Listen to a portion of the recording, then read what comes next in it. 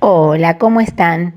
Bueno, en la actividad les propuse observar esta oración en donde distinguimos sujeto, predicado, núcleos de ambas partes de la oración y el objeto directo. ¿Sí? Ahora vamos a acordarnos cómo reconocemos un objeto directo. Primero por la pregunta al verbo.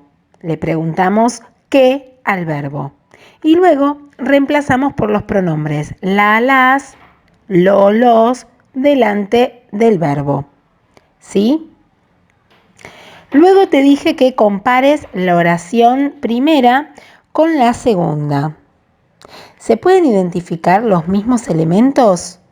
¿Quién realiza la acción expresada por el verbo?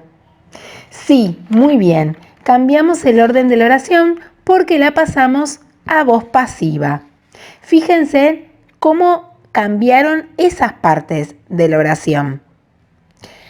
En la voz activa, el sujeto realiza la acción enunciada por el verbo, mientras que en la voz pasiva, el sujeto la recibe.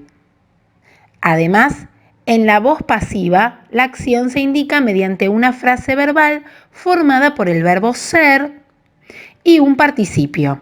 Por ejemplo, serán vendidas. Ojo, que el tiempo verbal del verbo ser debe coincidir con el de la voz activa. Miren los ejemplos. Se venderán bolsas. El verbo venderán está en tiempo futuro.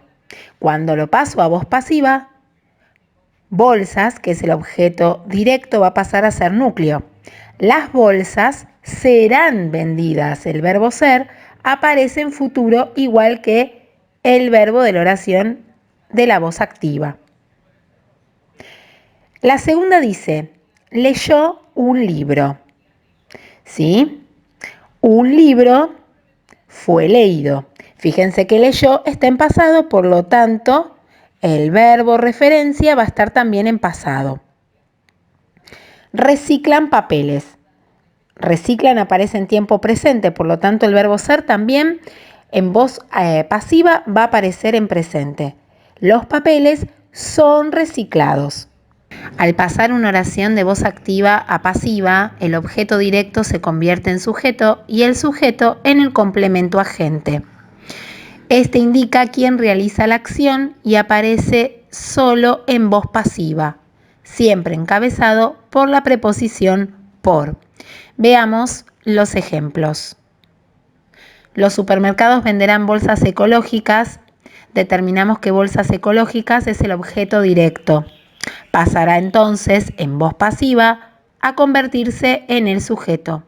Las bolsas ecológicas. Detengámonos a analizar el verbo. Venderán está en futuro, por lo tanto la frase verbal aparecerá en futuro.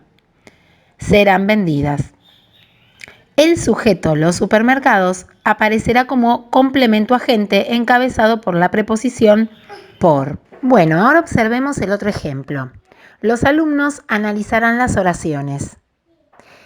Determiné cuáles eran los núcleos, ¿sí?, de ambas partes de la oración, del sujeto y del predicado, y luego distinguí dónde estaba el objeto directo. Ahora, ¿te animás a pasar la voz pasiva? Recordá que el objeto directo, en voz pasiva, pasa a ser núcleo y el sujeto pasa a ser complemento agente. Veamos cómo queda. Las oraciones serán analizadas por los alumnos. Fíjense que la frase verbal coincide con el tiempo verbal del verbo que aparece en nuestra oración de la voz activa, ¿sí?, en tiempo futuro. Y el complemento agente aparece encabezado por la preposición por. Bueno, espero que esta explicación les haya servido. Continúen realizando las actividades. Les dejo un beso grande.